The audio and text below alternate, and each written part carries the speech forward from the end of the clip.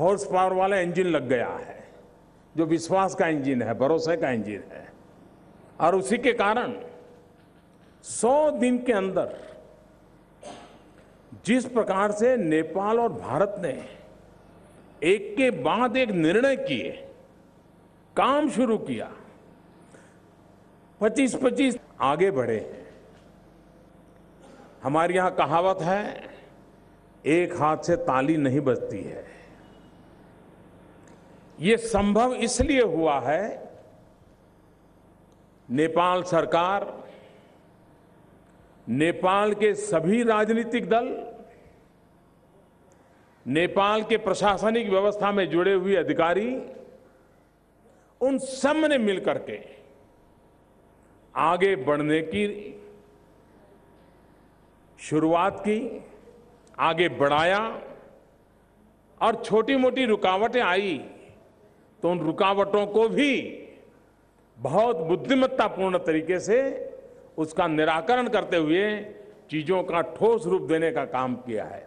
और इसलिए मैं आदरणीय प्रधानमंत्री जी का, उनकी सरकार का, सभी राजनीतिक दलों का, प्रशासनिक अधिकारियों का भारत की तरफ से हृदय से अभिनंदन करता हूं कि उन्होंने ये काम न किया होता तो आज 100 दिन के भीतर भीतर 25-25, 30-30 साल से लटके हुए काम, अटके हुए काम आज पूरे न होते। और मैं आज एक संतोष का भाव अनुभव कर रहा हूं कि मेरी पहली मुलाकात और दूसरी मुलाकात के बीच में तेज गति से एक के बाद एक फैसले हुए हैं। और वो फैसले नेपाल के जीवन को तो ताकत देने वाले हैं, भारत को बहुत बड़ा संतोष देने वाले हैं। हमारे लिए नेपाल की खुशी, नेपाल का आनंद हमारी मुस्कुराहट का कारण बनता है। अगर नेपाल खुश नहीं तो हिंदुस्तान मुस्कुरा नहीं सकता है। और इसलिए हमारे लिए नेपाल की खुशी, ये हमारे लिए संतोष की औषध है। और उस संतोष की औषध हमें प्राप्त हुई है, उसके लिए नेपाल के संबंधित सभी जनों का मैं हृदय से आभार व्यक्त करता हूं। काम किया है, कुछ पुराने कॉन्ट्रैक्टर समस्याएं थी, उसको भी रद्द करने के लिए कह दिया है। और मैं मानता हूं 6 महीने के भीतर भीतर आपको सही रूप में वहां पर प्रगति दिखाई देगी। एक और बात है नेपाल और भारत के संबंधों में, एक तो बहुत बड़ी मात्रा में नेपाल के लोग जो भारत में काम करते हैं वो यहाँ आते हैं, भारत के टूरिस्ट यहाँ आते हैं। एक कठिनाई थी, 500 और 1000 रुपये की नोट वो प्रतिबंधित थी। हमने नेपाल सरकार को प्रार्थना की थी और हमने मिलकर के एक निर्णय किया है कि अब भारत से 500 रुपये और 1000 रुपये की नोट और 25,000 की मर्यादा में ये हम ला सकते हैं। इसके कारण भारत में काम करने वाले जो नेपाल के लोग अपने घर वापस आते हैं तो उनको साथ में पैसे लाने हो तो उनको सुविधा बनेगी। और जो टूरिस्ट आते हैं, टूरिस्ट के हाथ में भी पैसे रह पाएंगे। तो इस व्यवस्था को भी हमने निर्णय कर लिया है। और मैं मानता हूँ उसमें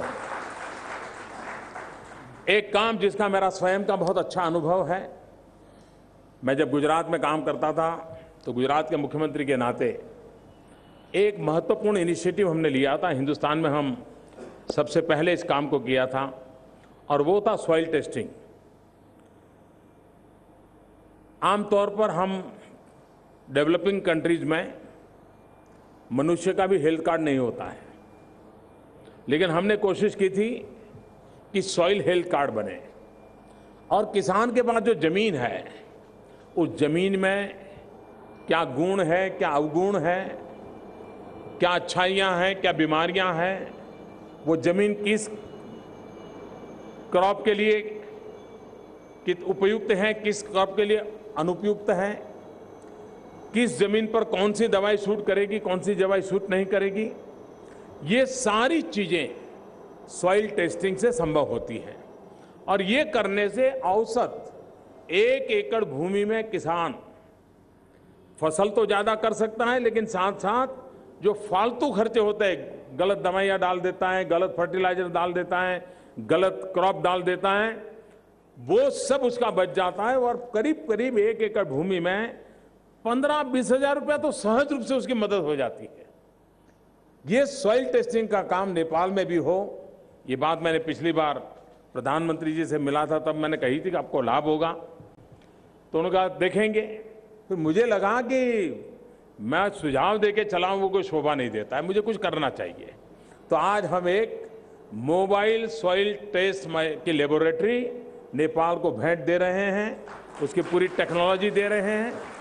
उससे पता चलेगा कि निश्चित एरिया में अगर जमीन का इस प्रकार की जांच हो गई, आप देखिए उसको अगर बाद में आप चलाएंगे तो बहुत लाभ होगा।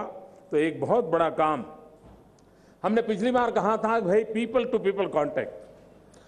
देश जुड़ते हैं तब जब जन जुड़ता है, और जन भी तब जुड़ता है जब मन जुड़ता है।